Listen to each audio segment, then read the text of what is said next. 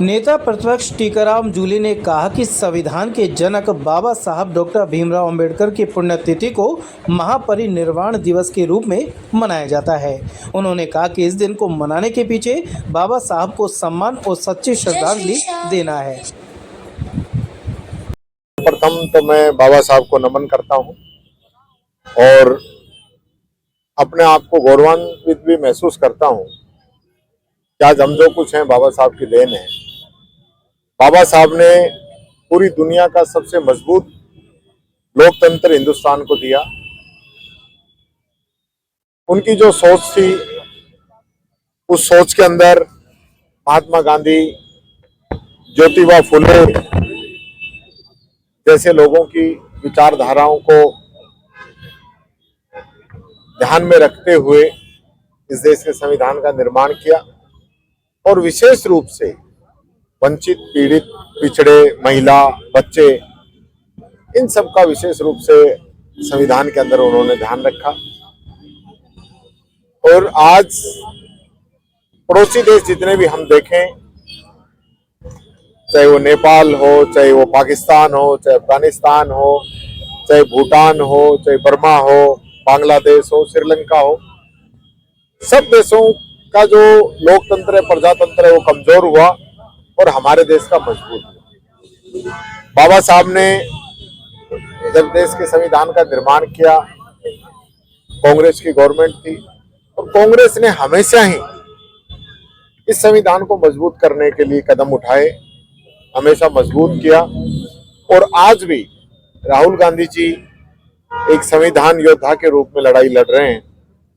Congress party के राष्ट्रीय अध्यक्ष मल्लिकार्जुन खड़गे जी, वो इस संविधान को बचाने की लड़ाई लड़ रहे हैं। और आज जिस प्रकार से आप देखेंगे कि देश के अंदर जो माहौल चल रहा है, संविधान को कमजोर किया जा रहा है।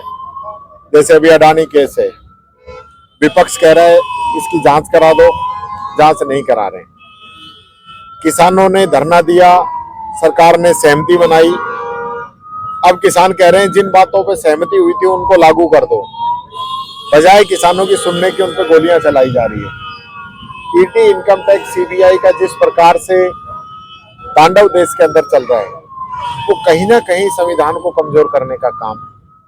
तो आज इन सब स्थितियों से निपटने के लिए मैं कहना चाहूंगा, इस देश के हर नागरिक को आगे आने की जरूरत है, संविधान को मजबूत करने की जरूरत है। जहां कहीं भी संविधान कमजोर होता है तो ये समझ लीजिए देश कमजोर होता है। ये देश की दूसरा सवाल ये है कि बाबा साहब के सपनों का भारत का निर्माण शुरू हो चुका है। आधा जो कार्य है वो पूरा हो चुका है, लेकिन अभी मैं समझता हूं काफी समय इसके अंदर लगेगा, क्योंकि बाबा साहब ने जिस वर्ग के लिए बात कही है ना, आज भी 75 वर्ष के बाद में काफी ये वर्ग इन बातों से अनजान है कि बाबा साहब ने उनके लिए क्या ताकत दी है संविधान के अंदर। एजुकेशन अभी लोगों के पास कम है, लोगों के पास आर्थिक स्थिति अभी बहुत कमजोर है, सामाजिक स्थिति धीरे धीरे धीरे धीरे मैं समझता हूं 5 से 10% ही सुधरी है, बाकी तो अभी वही स्थिति है। समय लगेगा, लेकिन मैं समझता हूं इस समय जागरूकता काफी आई है और जिस प्रकार से कमजोर करने की साजिशें हुई है, उससे लोगों के अंदर जागृति बहुत ज्यादा आई है। देखिए, जो देश के अंदर जो सरकार शासन कर रही है, आपने देखा होगा इससे पहले भी 18 के अंदर 2 अप्रैल को जिस प्रकार का पूरे देश के अंदर एक दलित वर्ग को सड़कों पे आना पड़ा, वो स्थिति इस सरकार ने पैदा की। और आज भी वापस कोर्ट ने कोई डायरेक्शन दी है, जबकि कोर्ट की डायरेक्शन मैं समझता हूँ लोकसभा उसमें सक्षम है, वापस कानून बनाकर उस चीज को कर सकती है।